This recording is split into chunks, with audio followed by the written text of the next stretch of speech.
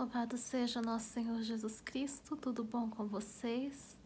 Espero que sim. Espero que vocês tenham tido uma boa semana. No nosso vídeo de hoje, então, nós temos perguntas, não são muitas, feitas por alguns eremitas. Depois eu vou falar um pouco também da programação dos vídeos agora para o mês de agosto. Então, sem mais delongas, vamos para as nossas perguntas. Acredito que hoje vai ser um vídeo mais curto. Bom, a primeira pergunta da irmã é quando saber se é uma boa hora de mudar de diocese e quais são os sinais que eu devo ter mais ou menos para saber se devo mudar de diocese ou não, né? Bom, essa é uma pergunta um pouco difícil, até porque a irmã não me deu muitos dados, muitos detalhes da situação dela, né? Bom, para saber mais ou menos se é a hora da gente mudar de diocese, de buscar um outro caminho, alguma outra coisa, talvez seria interessante a pessoa fazer um profundo discernimento, em primeiro lugar, né? Em segundo lugar, eu acredito que você deve ver as circunstâncias, né? Se está tudo muito fechado, se os seus caminhos estão muito fechados, pode ser sinal de que não seja por aí, entendeu? Mas é um pouco difícil de fazer uma análise, para ser sincera. Porque, na minha opinião, eu acho assim, se você tem, por exemplo, você tem a casa, vamos supor, uma casa própria, sua, né? Se você tem o Santíssimo, eu diria que você teria, sim, 80% de chance de não deixar a diocese. Para deixar a diocese, teria que estar tão ruim, sabe? Mas tão ruim que não valeria muito a pena ficar lá, entendeu? No caso seria se você não tem lugar direito, se você não tem o Santíssimo, se você não pode viver a sua espiritualidade, se você praticamente tem que ser assim, como um leigo comum, com a única diferença que você vai fazer os votos com o bispo, talvez não valha muito a pena, entendeu? Na minha opinião, entendeu? Na minha opinião, ser eremita diocesano vale mais a pena pelas vantagens espirituais que pode ser oferecida nesse estado. E eu estava até atendendo uma irmã, acho que foi ano passado, e ela estava procurando algumas dioceses internacionais e tudo, e acho que era até nos Estados Unidos que ela estava vendo, ela não é brasileira também.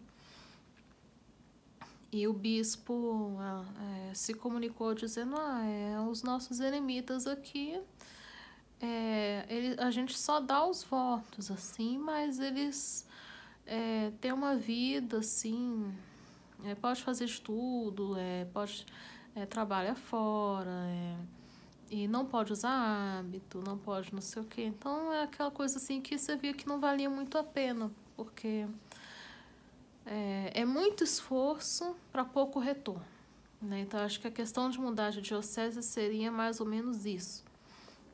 Você não tem um padre que acompanha. Porque, às vezes, por exemplo, se a casa é ruim, ou se a vizinhança é ruim, talvez você não precise sair da diocese só por causa da casa, entendeu? Se o problema é a casa, pode mudar de casa. Mas se a questão tá na estrutura de como tá a vida eremítica naquela diocese, aí realmente fica bem complicado. Porque só quando mudar o bispo, entendeu? Que talvez você vai ter aí alguma novidade, tudo. Então, não sei. Eu realmente não sei se valeria a pena se fosse nessa situação. Mas eu acho que nós devemos fazer de tudo para perseverar no lugar, né? Claro que tem a questão também da falta de benfeitores, né? Às vezes você não consegue benfeitoria. Mas eu acho que se já tem a casa, já tem o Santíssimo, e tem um padre que acompanha, né? Mas acho que, assim, o importante é que tenha um padre que forneça as hóstias, tudo. Talvez não seja o seu diretor espiritual, por exemplo, mas ele dá ali alguma assistência em questão das hóstias. Mas, assim, se não tem nada disso, entendeu? E também não tem esperança de se ter, aí, nesse caso, sim, acho interessante a mudança de diocese. Entendeu? Mas eu acho assim, que se for para ser uma diocese que não te dá nenhum suporte espiritual, né? Que tá muito naquele se vira, entendeu? É melhor ser autônomo, entendeu? Você cria assim um negócio online ou alguma coisa assim e vai ser nômade, por exemplo. Vai valer muito mais a pena do que você tá numa diocese, num outro país, às vezes, e você é obrigado a trabalhar fora, aquela coisa toda, enfim. São situações que eu acredito que pode contribuir na sua escolha de deixar a diocese, entendeu? Tem a questão dos votos, aquela coisa, você pode fazer os votos e vamos supor que depois, se você está com os votos temporários, por exemplo, se você mudar de diocese, pode ser que outro bispo queira te conhecer melhor, que você tenha que começar tudo do zero, aquela coisa toda. Então, são riscos que você corre, né? E a questão dos votos também na vida eremítica, não, claro, eu estou falando assim de um modo mais racional, mas não estou levando em conta toda a espiritualidade.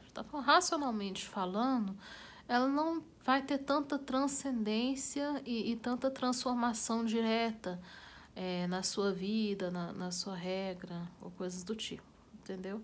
É praticamente o sinal da cruz na testa, entendeu? E claro, você sendo um bom religioso, você vai ter que viver de qualquer jeito, entendeu? Então, eu não acho que vai fazer assim uma diferença, nossa, né? Com os votos ou sem os votos. Por exemplo, no mosteiro faz diferença, entendeu? Mas na vida eremítica não faz muita diferença. Então, se você for aceita na diocese, mas tudo que ela tem para oferecer é apenas os votos, talvez não valha tanto a pena assim, na minha opinião. Eu sei que é um tanto polêmico, né, mas eu acho que na vida eremítica faz muito mais diferença você ter uma independência financeira do que você ter os votos, entendeu? Faz muito mais diferença. Porque se você tem independência financeira, você que tem um controle, entendeu? E você ter ou não os votos não vai fazer muita diferença no seu dia a dia para a vida eremítica. Para a vida silobítica pode ter ali alguma diferença, né? Mas assim, na vida eremítica não tanto. Então é necessário, se é só os votos, não vale a pena, na minha opinião. Tá? Agora, se tem os votos, tem o Santíssimo. A questão da casa também, tem que ver. Tem diocese que fornece a casa, mas vamos supor que a vizinhança não é boa também. Então, é aquela coisa. Tem que estar num lugar que vai te ajudar na sua vida espiritual, né? Se não vai te ajudar na vida espiritual, fica muito complicado. Vamos supor que tem um vizinho e você não tem controle da casa, a casa não é sua, não sei o quê, e tem um vizinho que fica botando música alta, aquelas músicas eróticas, e é todo dia, entendeu? Então, isso vai te afetar profundamente no seu desempenho na sua vida espiritual, né? Então, nesse caso, pode mudar de casa, mas talvez não precise mudar da diocese, né? Arrumar um outro lugar.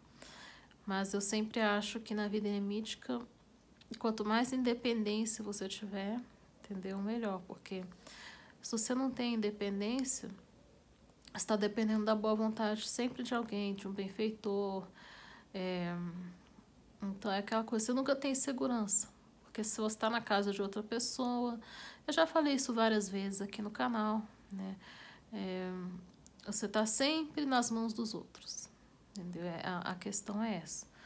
Então, acho que aqui quanto à vida eremítica, é mais ou menos isso que você tem que levar em consideração, se vale a pena ou não, né? Se você tem ao menos o Santíssimo em a casa, talvez valha a pena, entendeu? Mas se você não tem nada, tanto faz, né? Talvez não valha a pena ficar nessa diocese. A segunda pergunta é a respeito mais da regra de vida, né? Como definir na regra períodos de ausência e períodos de férias, vamos dizer assim. Existe assim uma mentalidade que as pessoas acham que eremita é religioso de clausura papal, tá? E na verdade eremita não vive em clausura papal, tá? Ou seja, que justamente a clausura papal entra nessa questão de que a pessoa não pode deixar o convento, né?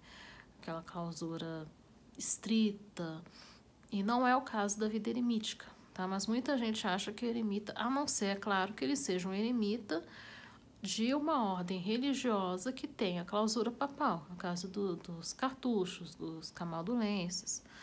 Ainda assim, não sei se a cartucha, que eu vejo que algumas cartuchas dão dispensa para as religiosas, para ver a família, que é uma coisa que na vida, por exemplo, no Carmelo não existe isso, né? Você não pode sair do convento para tirar férias, né? Essas coisas, não existe isso, né? No máximo, assim, se tem algum evento da associação, né? Eu nunca estive em conventos que tem associação, mas como era o mesmo universo, a gente tinha notícias, né? Então, mas mesmo assim, quando tinha encontros de associação, não iam todas as irmãs, iam algumas, iam 3, né?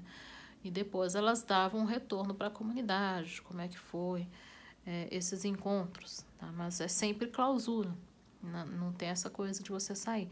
Na vida eremítica não existe isso, então, e as pessoas confundem muito, acham que eremita é obrigado a um regime de clausura papal. Na verdade, não é obrigado, porque é até impossível, entendeu? É até impossível. No convento você tem 20 pessoas para cuidar de você, né? Na vida eremítica não. Então, o eremita pode sim sair e pode sim estar mais ausente, pode sim tirar férias, né? O que pode causar uma diferença é se a diocese tem algum estatuto de vida eremítica onde ele determina o período que o religioso deve estar fora do eremitério ou não.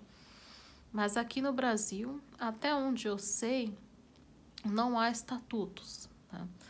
Então, fica um pouquinho difícil, porque para você saber se o eremita é observante ou não, você tem que pegar a regra dele. Só que o que acontece? Cada eremita tem a sua regra, né? Então, como que você vai definir? Primeiro, você tem que saber. É bem provável que não, tá? Mas teria que saber se tem estatutos na diocese. Mas eu acho que seria a primeira coisa, assim, que eles iriam passar se você buscar admissão na diocese. Se há estatutos, eles já vão dar os estatutos logo já nas primeiras audiências, né? Mas aqui no Brasil não há estatutos para a vida eremítica. Então, se não há estatutos, quem vai definir o período de ausência, quanto tempo que você pode ficar fora do eremitério, é o próprio eremita, tá? Em geral, por exemplo, na vida contemplativa, vamos dizer, de clausura papal, a religiosa, se ela tem alguma... Bom, primeiro vamos definir a questão de férias e ausência, né? Férias é um período que a pessoa sai ou para ver a família, né? Não importa muito o que o religioso vai fazer, entendeu? Mas ele sai para descanso, né? Ele sai para descanso, para quebrar o ambiente, essas coisas assim. Ausência é quando você está fora do eremitério para resolver algum problema, tá?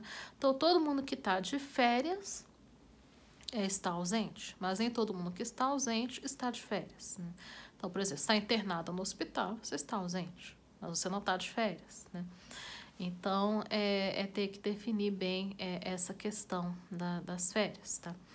Férias é um período de recreação, de descanso. Então, quanto tempo que eu devo passar de férias? Tá, em geral, como qualquer, vamos supor, que seja isso, é um parâmetro que você vai pegar como um funcionário, um trabalhador, ele tira ali 60 dias de férias, geralmente 30 dias no meio do ano, 30 dias no fim do ano, como qualquer pessoa, entendeu?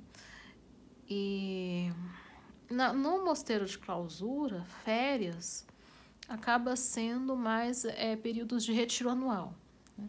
Agora, mosteiros mais progressistas tem retiro anual e tem férias também, tá? Já as irmãs, mesmo na clausura, ela fica afastada do trabalho, né? Ela vai passear no jardim, vai ver filme com as irmãs, ou ela pode pegar mais tempo de cela, ler um livro, essas coisas assim, mas férias, tá?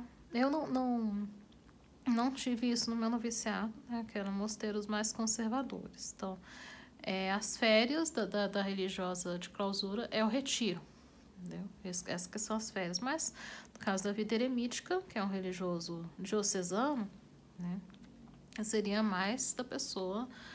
Depende, se ela está na diocese, se não está, se ela quer viajar, ela faz o que bem entender. Mas, em geral, seria férias como qualquer pessoa fora, tá? Tira ali férias no meio do ano e férias no fim do ano. Por exemplo, os padres têm férias também. O meu pároco lá meu antigo pároco, ele tirava quase 2 meses de férias, né? E ia para a terra dele, né? Que ele era polonês e tudo.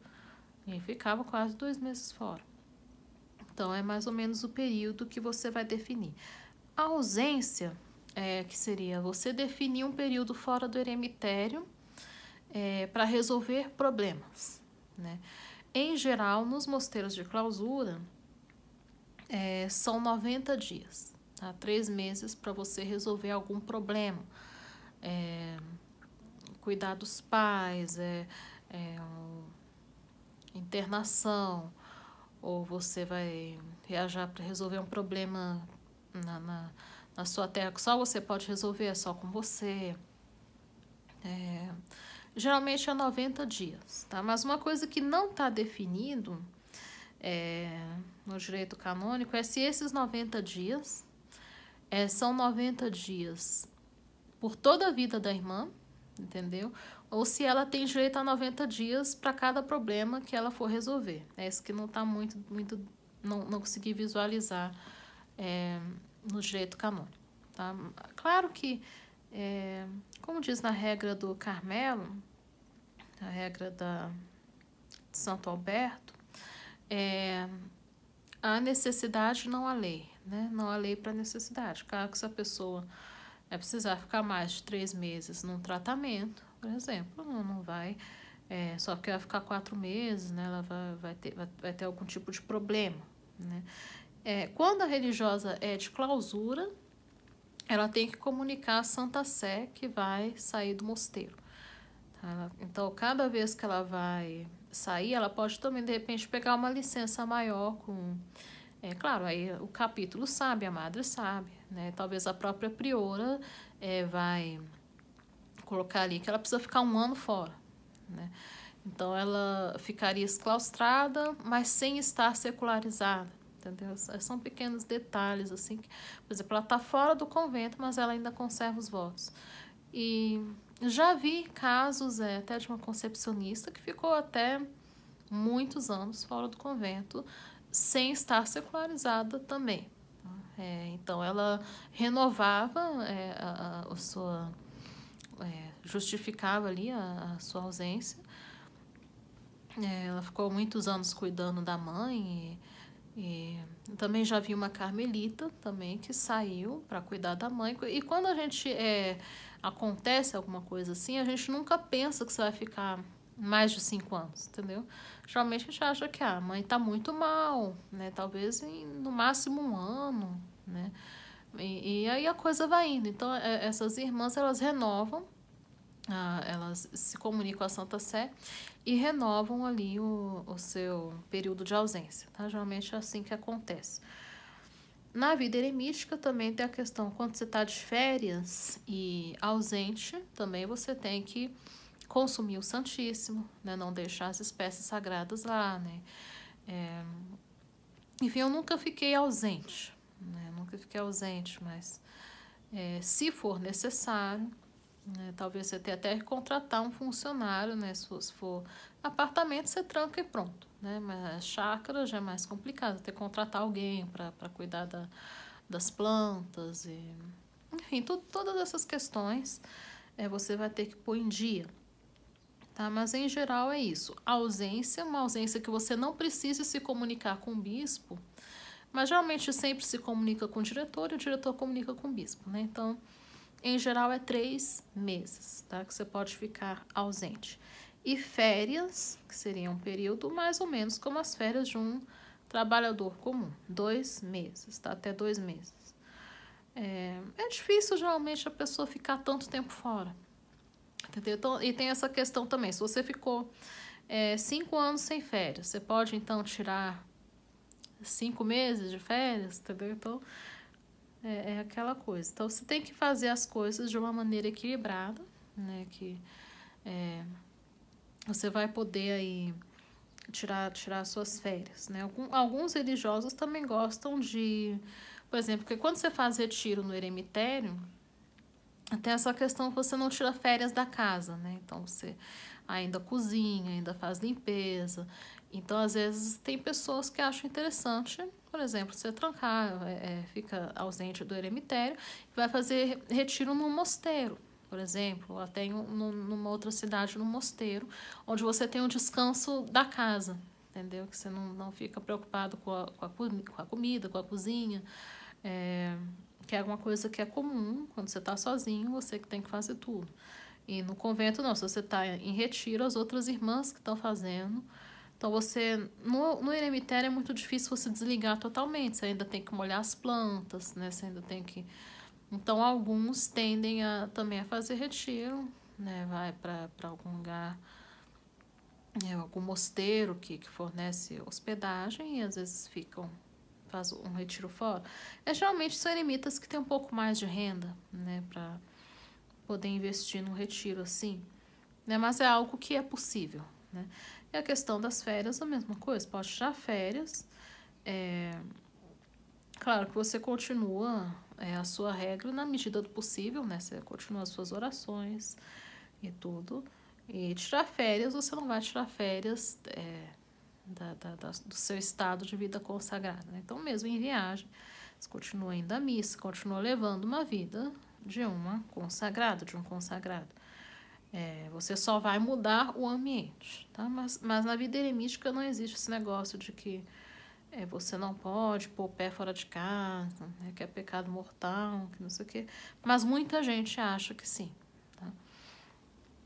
E acredito, então, que são esses 2 pontos que não tínhamos discutido ainda, né? Questão de mudança, férias e ausência da diocese. Agora nós estamos no mês de agosto, né? Que é o mês vocacional. Seria interessante falar mais dos conselhos evangélicos, tá? Nesse mês, né? Que seria os votos, os 3 votos, né? Ou vínculos sagrados. Eu não vou fazer votos tradicionais.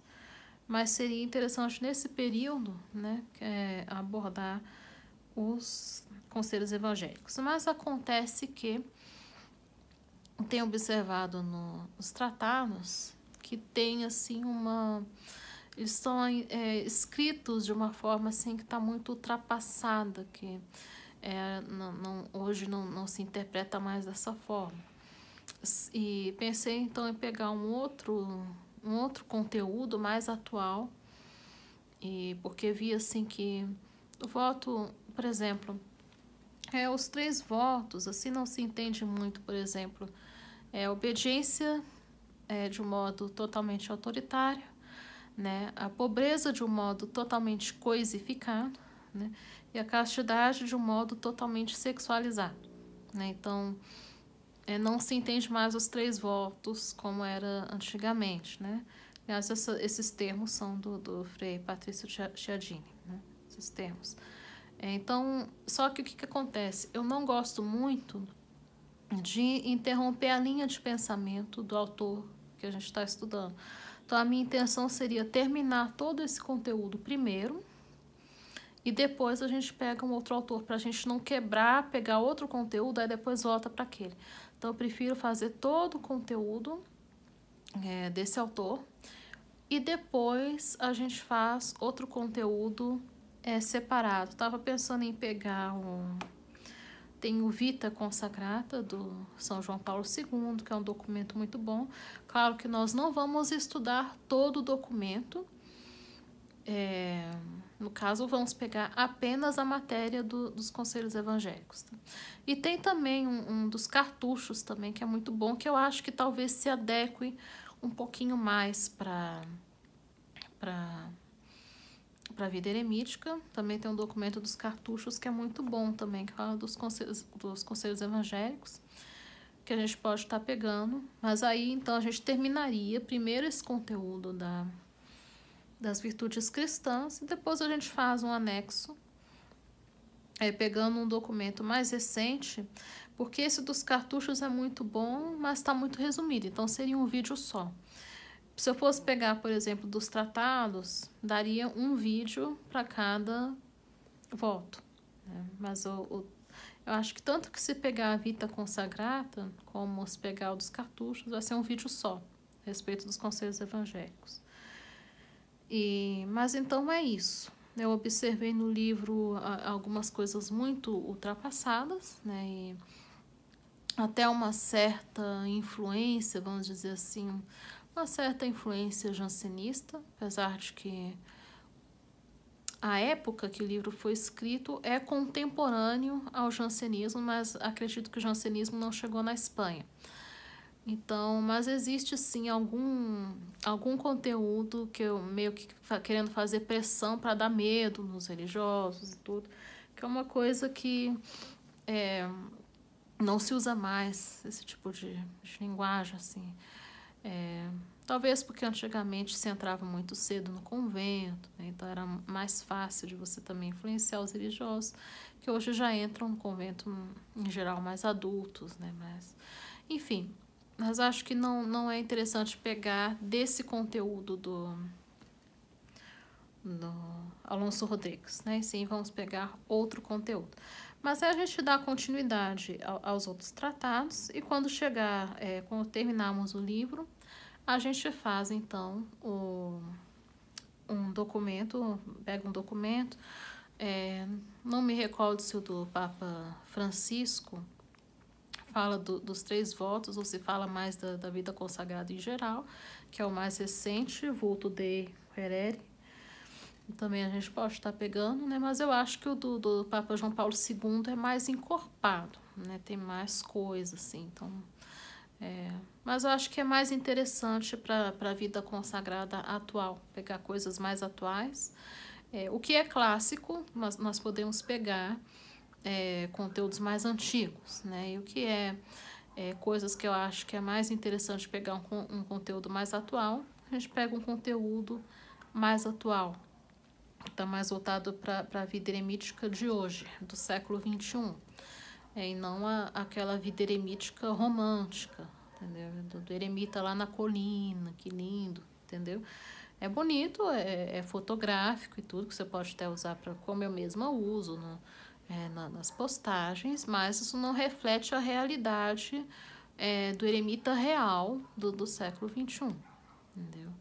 Então é interessante a gente também pegar esses conteúdos mais atuais, né? Tentar mesclar o que é clássico com clássico, que não vai mudar, mas o que tem tido algumas tendências de mudança é interessante a gente acompanhar, tal como é a igreja hoje, sem muitas fantasias e coisas do tipo. É isso, meus queridos. Fiquem com Deus. No próximo vídeo, podemos falar do exame de consciência, tá? Que também é um tratado interessante. E também, esse mês, rezemos também pelos sacerdotes, pelos religiosos, por todas as vocações consagradas, né? Chegando o mês de agosto. E fiquem com Deus. Até o próximo vídeo. Tá? Deus os abençoe. Em nome do Pai, do Filho e do Espírito Santo. Amém.